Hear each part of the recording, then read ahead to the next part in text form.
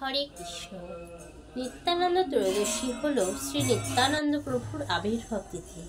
এই বছর নিত্যানন্দ ত্রয়োদশী পালন করতে হবে 2025 10ই ফেব্রুয়ারি সোমবার।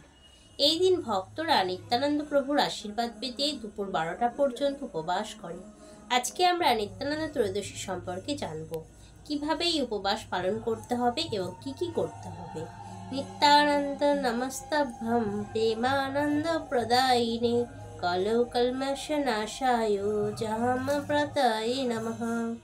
নিত্যানন্দ মহাপ্রভু নিতাই নামে পরিচিত। তিনি গৌড়ীয় বৈষ্ণবদের মতে শ্রীকৃষ্ণের অগ্রজ বলরামের অবতার। তিনি শ্রী গৌরাঙ্গ মহাপ্রভুর প্রধান পার্ষদ বা সঙ্গী ছিলেন। নিত্যানন্দ প্রভু বীরভূমের একচক্র গ্রামে 1478 খ্রিস্টাব্দে মাঘ মাসে জন্মগ্রহণ করেন। নিত্যানন্দ প্রভুর পিতার নাম হারাই পণ্ডিত এবং মাতা পদ্মাবতী। নিত্যানন্দ ত্রয়োদশীর দিনে ব্রত পালন করলে সহজেই কৃষ্ণ প্রেম ভক্তি লাভ করা যায়, কারণ শ্রীমান মহাপ্রভুর থেকেও আরও বেশি কৃপালু আমাদের নিত্যানন্দ প্রভু।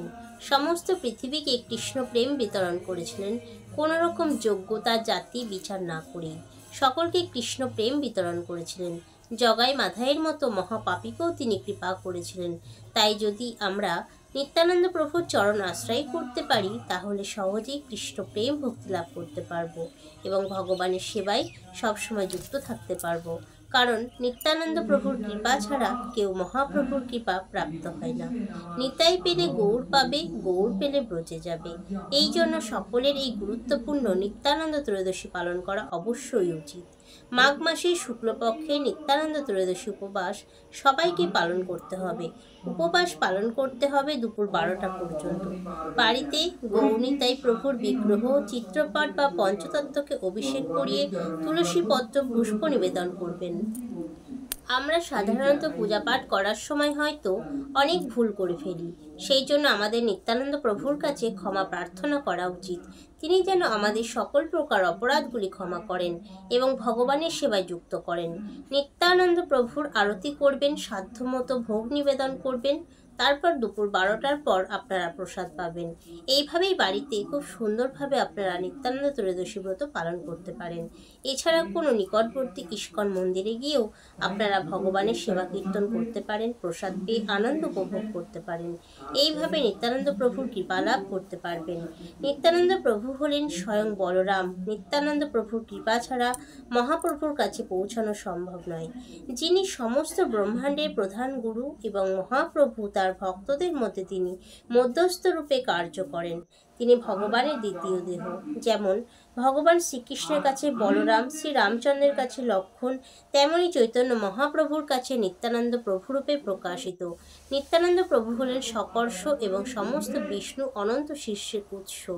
বিষ্ণু তত্ত্বত হিসাবে নিত্যানন্দ প্রভু অদ্বৈত আচার্য চৈতন্য মহাপ্রভু একই শ্রেণীতে পূজিত হন। প্রকাশিত পার্থিব লীলায় নিত্যানন্দ প্রভু চৈতন্য মহাপ্রভুর চেয়ে 1 দশকেরও বেশি বড়। তার সুরেলা গভীর কণ্ঠস্বর ভগবান শ্রীকৃষ্ণের মহিমা কীর্তন করেছেন। 1905 সালে নিত্যানন্দ প্রভুর সঙ্গে চৈতন্য মহাপ্রভুর দেখা হয়, যখন নিত্যানন্দ প্রভুর বয়স 32 বছর। কথিত আছে নিত্যানন্দ প্রভু যখন নদিয়ায় পৌঁছান, তখন তিনি নন্দন আচার্যের বাড়িতে লুকিয়েছিলেন। বিচ্ছেদের মাধ্যমে মিলনের আনন্দকে আরও বাড়িয়ে তুলতে চৈতন্য মহাপ্রভু তার চিরন্তন সঙ্গীর আগমন সম্পর্কে অবগত হয়। নিতাই প্রভুকে খুঁজে বার করার জন্য হরিদাস ঠাকুর শ্রীবাস পণ্ডিতকে প্রেরণ করেন মহাপ্রভু, কিন্তু তারা ব্যর্থ হন। অবশেষে বিচ্ছেদ আর সহ্য করতে না পেরে চৈতন্য মহাপ্রভু স্বয়ং নিত্যানন্দ প্রভুর কাছে আসেন এবং সাক্ষাতের আনন্দ এতটাই ছিল যেটা যারা প্রত্যক্ষ করেছেন এই মহৎ অভিজ্ঞতায় তারা বিস্মিত হয়েছিলেন। আজও নদিয়ার এই মিলনস্থলে স্মৃতিস্তম্ভ হিসাবে শ্রী গৌর নিত্যানন্দের নামে একটি মন্দিরও আছে। নিত্যানন্দের মহিমা, তিনি হলেন চৈতন্য মহাপ্রভুর জীবন ও আত্মা। আমার প্রিয় প্রভু নিত্যানন্দ, আপনার পাদপদ্মে ভক্তি দান করে আমাকে কৃপা করুন। নিত্যানন্দ প্রভুর কৃপায় গৌরচন্দ্র মহাপ্রভুকে জানা যায়।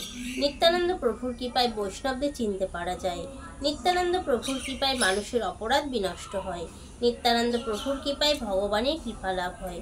আমি নিত্যানন্দ প্রভুকে আমার প্রণাম জানাই, যার ঐশ্বর্য অপূর্ব ও অসীম। ওনার ঐশ্বরিক ইচ্ছায় একজন মূর্খ তার পরিচয় বুঝতে পারে। চৈতন্য মহাপ্রভু উপদেশ করেছেন, কেউ যদি নিত্যানন্দ প্রভুকে বাদ দিয়ে আমার পাদপদ্ম স্মরণ করে তাহলে শুধু সময়ের অপচয় হয়।